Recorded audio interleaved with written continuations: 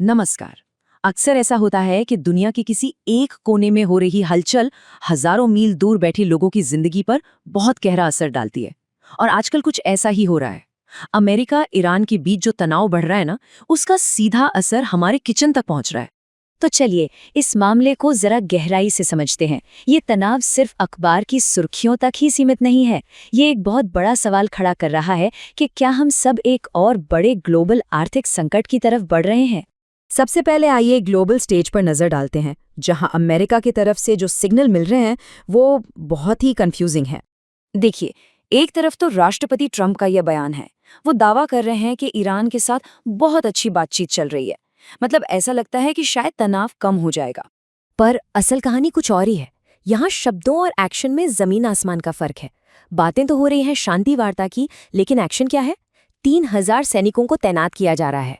कहा जा रहा है कि ईरान में अच्छे लोग हैं और दूसरी तरफ उसी संघर्ष के लिए $200 बिलियन का बजट मांगा जा रहा है। तो ये विरोधाभास अपने आप में बहुत कुछ कहता है।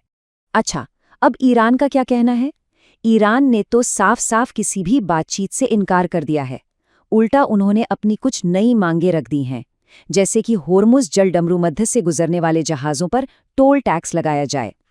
इससे मामला और भी पेचीदा हो गया है। और खाड़ी के बाकी देश जैसे सऊदी अरब और यूएई, वो भी इस पर बहुत करीब से नज़र रखे हुए हैं। तो अब सवाल उठता है कि इस सब के बीच भारत कहाँ खड़ा है? ये भारत के लिए एक बहुत ही मुश्किल कूटनीतिक संतुलन साधने जैसा है, जैसे किसी रस्सी पर चल रहे हों। देखिए, जो बड़ी बड़ी सरकारी बैठकें हुई हैं, उनमें भारत ने अपनी स्ट्रैटेजी बिल्कुल साफ कर दी है। पहला, हम किसी का पक्ष नहीं लेंगे। दूसरा, हमारा सबसे बड़ा फोकस अपनी एनर्जी सिक्योरिटी यानी ऊर्जा सुरक्षा पर है। और तीसरा, हमारे जो नागरिक उस क्षेत्र में हैं, उनकी सुरक्षा सबसे जरूरी है। और सबसे जरूरी बात, भारत ने एक बहुत मजबूत और सीधा संदेश दिया है कि ये लड़ाई का समय नहीं है। साफ है कि इस तरह के संघर्ष से किसी का भी भला नहीं होने वाला। चलिए अब इस पूरी कहानी को ग्लोबल स्टेज से उठाकर अपने घर, अपने आस पड़ोस में लाते हैं, क्योंकि इसका असर तो दिखना शुरू भी हो गया है। अब इस सिचुएशन को समझिए। पेट्रोल और डीजल को लेकर जो पैनिक है ना, उसकी जरूरत नहीं है। हमारे पास देश में भरपूर स्टॉक है। असली समस्या है एलपीजी यानी हमारी रसोई गैस की। क्यों? क्योंकि इसके लिए हम आयात पर मतलब दूसरे देशों पर बहुत ज्यादा निर्भर है।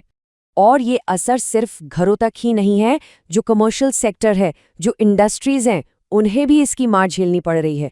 उनका गैस कोटा कम हो रहा है और उन्हें काम चलाने के लिए जरूरी सिलेंडर नहीं मिल पा रहे हैं।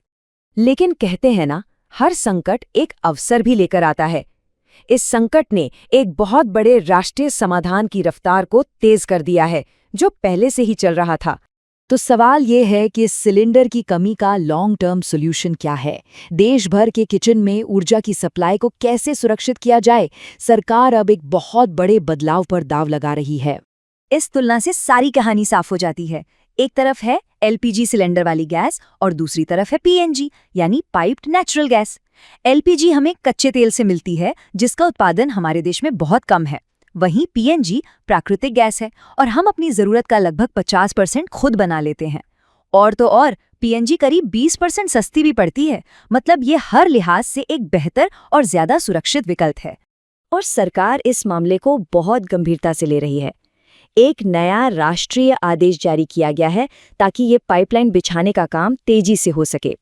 जो भी लोकल लेवल पर देरी होती थी, जो भी रुकावटें थीं, उन्हें अब दूर किया जा रहा है ताकि लोग जल्द से जल्द पाइप्ड गैस पर स्विच कर सके। और इसका असर देखिए, पिछले सिर्फ 3 हफ्तों में 2.5 लाख नए एप्लीकेशन आए हैं पीएनजी कनेक्शन के लिए। ये दिखाता है कि लोग भी अब एक स्थिर और परमानेंट समाधान की तरफ बढ़ रहे हैं। तो ये पीएनजी वाला कदम तो बहुत पॉजिटिव है, लेकिन ये सब कुछ एक ऐसे माहौल में हो रहा है जहां दुनिया भर में लगातार अस्थिरता बनी हुई है। जरा पिछले कुछ सालों को देखिए। भारत की अर्थव्यवस्था ने एक के बाद एक कई बड़े झटके झेले हैं। पहले कोविड महामारी, फिर रूस यूक्रेन युद्ध और तेल की बढ़ती कीमतें, फिर अमेरिकी टैरिफ और अब ये अमेरिका ईरान का संकट। हाँ, ये सच है कि अभी हमारे पास एक टेम्पररी आर्थिक कुशन है। तेल कंपनियों के पुराने मुनाफे और रूस से आ रहे सस्ते तेल की वजह से हम कुछ हद तक इस झटके को सह पा रहे हैं। लेकिन ये बफर हमेशा नहीं रहेगा, खासकर अगर ये संकट लंबा खिंच गया तो। और यहीं पर हम एक बहुत ही महत्वपूर्ण सवाल पर आकर रुक जाते हैं। भारत ने पहले भी कई मुश्किल दौर देखे हैं और उनसे निकलकर दिखाया है, लेकिन एक के बाद एक आ रहे इन संकटों का सिलसिला हमारी अर्थव्यवस्था की सहनशक्ति की असली परीक्षा ले रहा है। सवाल बस यही है कि ये मजबूती और कब तक बनी रह सकती है।